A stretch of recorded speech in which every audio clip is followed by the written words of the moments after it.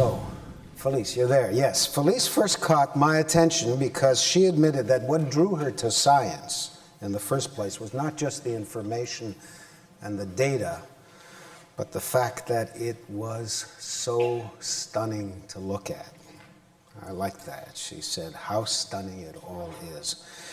She also captured my admiration when I picked up her book. You can get it in the bookstore. It's called On the Surface of Things, Images of the Extraordinary in Science. How many electrons can dance on the head of a pin? What do DNA strands look like when chased by an electron charge? Using innovative technology, MIT artist in residence, Felice Frankel, finds startling abstract beauty in various scientific wonders. It's quite amazing. I had to write it down. Thanks, Felice.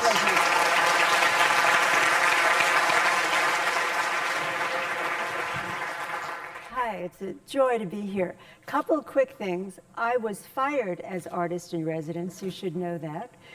I'm now called a research scientist, and I have to quickly, it's actually very interesting in the sense that I do not think that I'm producing art, and you'll make that decision after you see some of this stuff. For me, what I do is about communicating science visually. It's about visual thinking. Every picture that you're going to see of mine, and the people that I work with, they're about ideas. They are visual ideas. Take it seriously. Take it as seriously as words, because I feel very deeply that there is an enormous population, certainly I'm part of it, that feels that the visual vocabulary is just as powerful as words. But we do need words to describe what we're seeing. So you should know that I am no longer an artist in residence. And I'm also going to say that I'm very grateful to the organizers for putting up with this control freak type of photographer. You know that photographers are control freaks. That's why we take pictures. I was a little, let me put it this way. I would prefer that you see my pictures in the way that I took them. And that's going to be on this screen. That screen is not going to really give you what I saw. But if you can figure out a way to look at both of them, maybe get the color right on this one, and then get the forms, you'll see what I'm talking about. It's not quite the best situation for photographers, but they were wonderful for quickly coming and making this broad a little happier than I initially was. Okay. I had to do it. I told you we're control freaks. Okay, really quickly, first of all, I'm not important here. I want all the lights out. The pictures are important. I want you to look at the pictures and maybe listen to me if you're interested in the science. I sure as hell hope you're going to be interested in the science, because that's the purpose of what I do, to try to get you all interested in science in an accessible way. And I'm trying to get the researchers to make images in a way that not only they're able to talk to the public, but very excitingly, a way to talk to each other, because so much of science now is becoming interdisciplinary, and I'm firmly convinced that it is in a picture or a representation of that idea. That is how we're going to start talking to each other. It's the best time to be in science, I can't begin to tell you. Okay, John Berger said exactly what you're looking at. In ways of seeing, we only see what we look at. To look is an act of choice. My hope is that you are going to start choosing to look at science in a way that you can ask questions. And why not start with images? It's, as I said before, for me, it's the place where I can hold on to some idea. This is science. That is the better picture, but you could get some idea. What you're looking at is something called ferrofluid. Ferrofluid is a glob, that's a very scientific term, a glob of oil that has suspended in it iron particles. So you know that when you put a magnet near iron, it gets these feathery kind of things? Well, this iron in the emulsion of the oil is doing the same thing. It's responding to magnets. It happens that this drop of oil, it's about 4 centimeters across. I put it on a glass slide. Under the glass slide is a yellow Post-it, and under the Post-it, very brilliant, is 7 circular magnets. This is in the book On the Surface of Things. George Whitesides and I wanted to talk about magnetism, and that was my way of playing with kind of a nudge to get you to pay attention to what magnetism is about. This is about buckling gold. You're looking at a microscopic picture of gold, a very, very thin layer of gold that's buckling because it's resting on plastic that's contracting. Do you see the very regular lines of the buckles? It's perfectly buckling except where those circles are. The pattern of the buckling becomes radial. They have no clue what's going on. It was, in fact, a mistake. But that's, in fact, how we learn about mistakes. These are all published in journals, by the way. This is very much about science and ideas in science. They can be pretty pictures if you want to label them as such, but I would love you to go deeper into the layers of information in the picture. And of course, you need me to tell you that, but you need the words as well. And that's why I work with writers all the time. Here's some Scotch tape under a microscope. When I pull the Scotch tape away, depending upon what the Scotch tape is stuck to, you see the fingers of different shapes. This is a study of adhesion, sticking. Sticking is about Scotch tape. It's about paint sticking to furniture. It's also about cancer cells. When they metastasize, they stick to other organs. In fact, it is very similar. Physics and chemistry and biology all have these places of the intersection. And once again, it can be in the picture that allows us to communicate those intersections. Nanocrystals. You've heard the word nano up the gazoo, and you're probably tired of it, and don't get sucked into all the hype about it. But this particular kind of work by Munji Buwendi is quite beautiful, and I'll get to that in a second. That color is not quite right. That's better. I'm being obnoxious, I know, but you work hard at getting the right color. I want you to look at it. Kathy Vaith was a graduate student in chemical engineering. She was depositing polymer on a surface. I said to her, Kathy, make a really crazy pattern. She was just depositing stripes.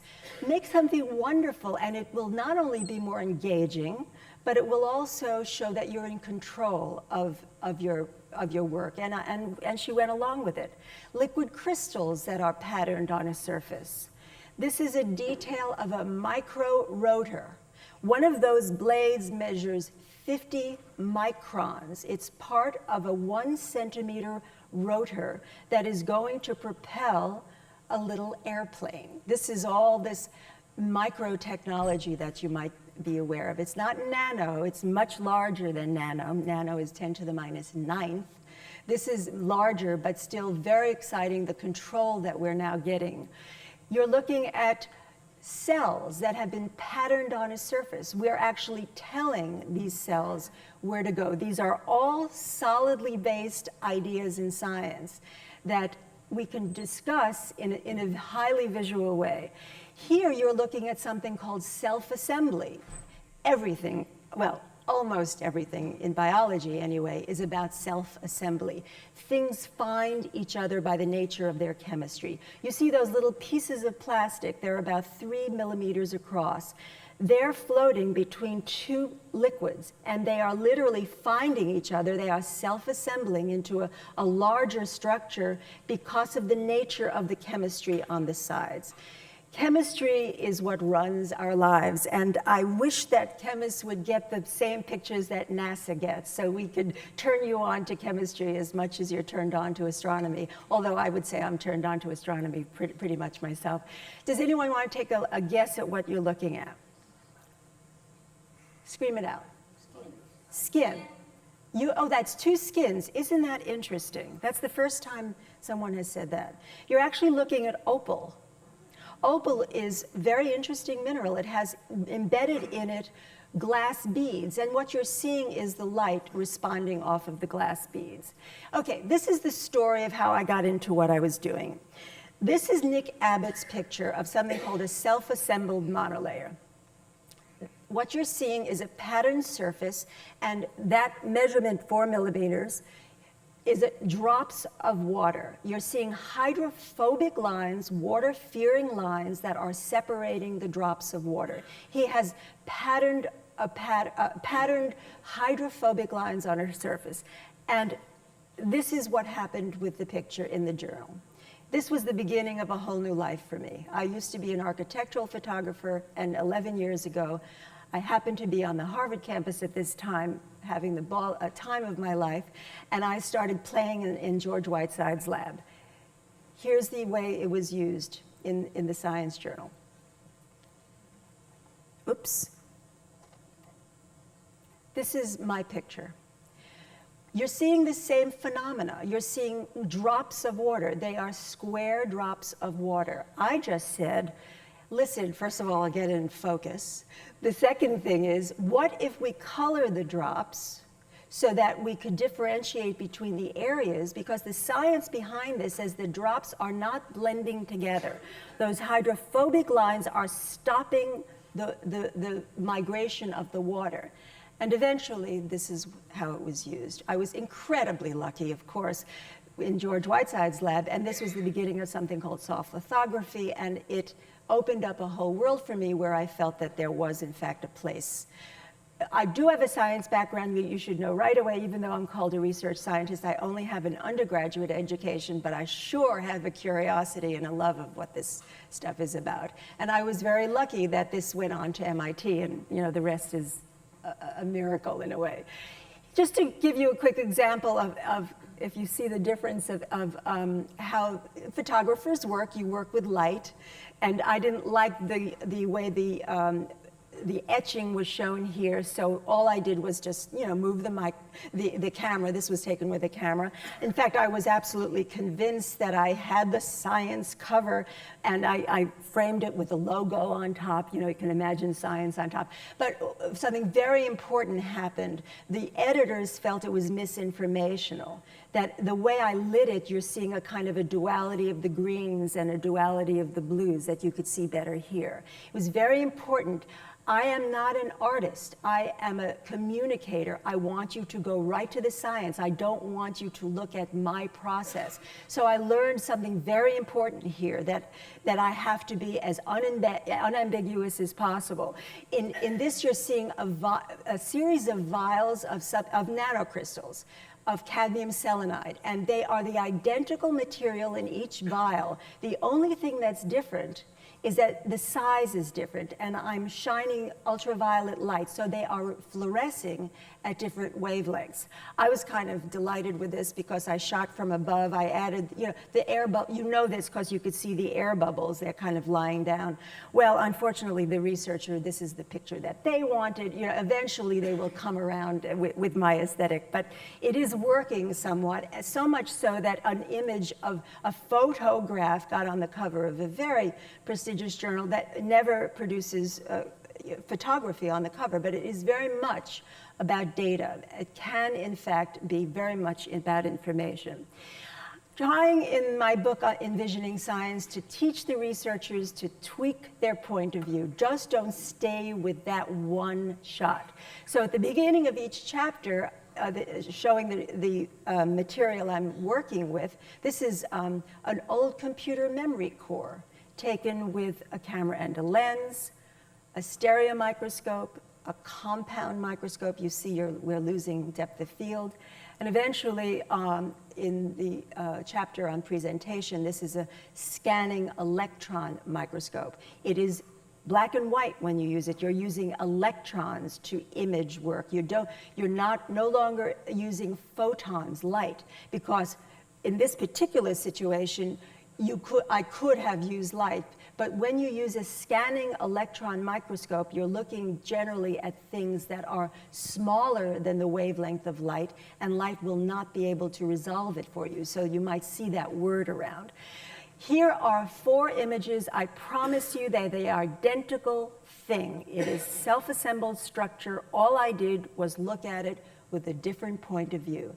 And that's how I work with the researchers. I give them as many images as I can, and ultimately they use them all, because there is no one way of showing anything. In the book On the Surface of Things, George and I wanted to talk about the Marangoni effect. I had a terrible time getting the right picture. You know, when you twirl your glass of wine, you see the legs or tears. I didn't like it. Ultimately, I finally realized the point of view that was best was the shadogram. The shadow of the Marangoni effect was the best for me. And of course, my co-author George wrote about that. Just tweaking a little bit in the microscope, a point of view is changed. You could see the stress colors when you're looking at this film that's buckling. And by the way, they didn't want it to buckle.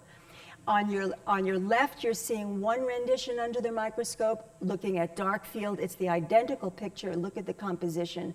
It's just a different point of view. Jerry Fink is looking at yeast. Yeast colonies. He wanted me to take one picture of one yeast colony with the hairy structures and another picture of the other. And I said, you know, what do you say we grow it in the same petri dish? Very unusual, but basically, he allowed me to do it, and we're showing the same information as two separate pictures, but I think in a more interesting way. Here's where I went overboard. I became too much of the artist, where I feel that the light is too much a part of the picture. It might make a nice scarf, but it's not what I want you to pay attention. I don't want you to pay attention to me or the process. I want you to pay attention to what's going on in the science. I took a series of something called the Belazov-Zhabotinsky reaction. It's a very interesting reaction. It's self-oscillating. You're just looking at a series of pictures of a petri dish with chemistry. There's nothing biological in here. There's an indicator in here showing how this oscillation takes place. You see an addition of waves. When I show it this way, it's an interesting way of comparing one moment to the next. But you know, of course, that animation is very much about a series of still pictures. So all I'm suggesting is that we could do it two ways. We could show moving things, and we could see those things as still pictures as well. Yes, finding the abstraction is very much about what we're trying to do in how we represent and communicate work. And it's also an excuse to show you my landscape and architectural pictures. I've got thousands of these things that I don't know what to do with them anymore. But Isamu Noguchi was very much about abstracting the landscape in forms. Fay Jones is a superb American architect who was playing with the abstraction of where the landscape and the architecture begins, that he was echoing the landscape in his architecture. So much so, do you see the columns are echoing the abstraction of the tree? He's not copying the tree, but in those chiseled columns, he's elegantly finding the idea that it represents the idea of the tree. And that's what we're trying to do in representing science. This is a mess. This is what's going on now on campus. We're trying to figure out ways of representing synthetic biology. It's very exciting. This is all the genome stuff where we're getting all this information of pathways. This is what the students that I'm working with, this is what we have so far. The idea is to come up someday maybe with an abstraction that Feynman did, for example, in his Feynman diagrams, to get it down to the very essence so we can understand and communicate the essential ideas. It's very much also about abstracting ideas from one realm to another. This is the Crab Nebula. I'm not actually sure if it's the Crab Nebula. You'll forgive me. The astronomers will tell me what it is. But it's very interesting how this image was captured with filters. You know, these colors are not what the cameras are seeing. There's some tweaking going on here in order to understand structure. And that tweaking is very similar to when you fluorescently tag structure in cells. It is very similar in thinking. That's all I'm trying to say to you. There's an abstraction that's channeling among various disciplines. And that's what we're trying to find out, where those abstractions are. It's about finding the metaphors as well, so we could talk about very complicated issues to the public. So when I'm talking to you about the surface of a CD with these nanostructures, which I've happened to color in Photoshop, maybe you could get the idea when I also tell you it's similar to a piano player roll. On, off, on, off. That's how a CD works. It's also about protecting the integrity of the information. It's very clear in my community that you cannot hyperbolize, you must be very clear, and that's one of the most wonderful things about being in this community. It's getting a tad closer to what is truth. And so this is not truth. This is something that you've seen 100 times. This is a lie. This is not the story of evolution. It's much more complicated. What I'm trying to encourage you to think about is to get interested enough to find out where those mistakes might be. This is an issue I deal with in the lab. This is a picture of fluorescing material. This picture is what the film captured. It is not what my eye saw. This is what my eye saw. That happened that the film didn't capture the orange wavelength. So what I did is I took the first one and I photoshopped it. And I suggest to you that my manipulation of the original is more honest than it's a question that we continually ask. What is enhancement? This is a photograph of beautiful bacterial colonies, and you see the scratches in the agar. Well, I photoshopped it out for my book. But I say to you, I'm allowed to do that as long as I tell you I am doing it. But it is a question that we continue raising on campus. Lieber's nano wires, I took this with an SEM. I wanted to, for Scientific American, I wanted to make it a little more interesting, so I photoshopped it. Am I allowed to do it? Am I making it clearer? Probably not, but as long as I tell you that I'm doing it, I believe that it's permitted. And finally, you're seeing an amazing thing. It's a yeast colony. Look at that glorious shape. These cells are telling each other where to grow. I decided to delete the Petri dish. I want you to look at that glorious thing as I did. I believe I'm allowed to do that if I tell you that I do it. These are conversations that we continue having, but the key to all of this is to engage you in this amazing world that I hope you start paying attention to. Thank you.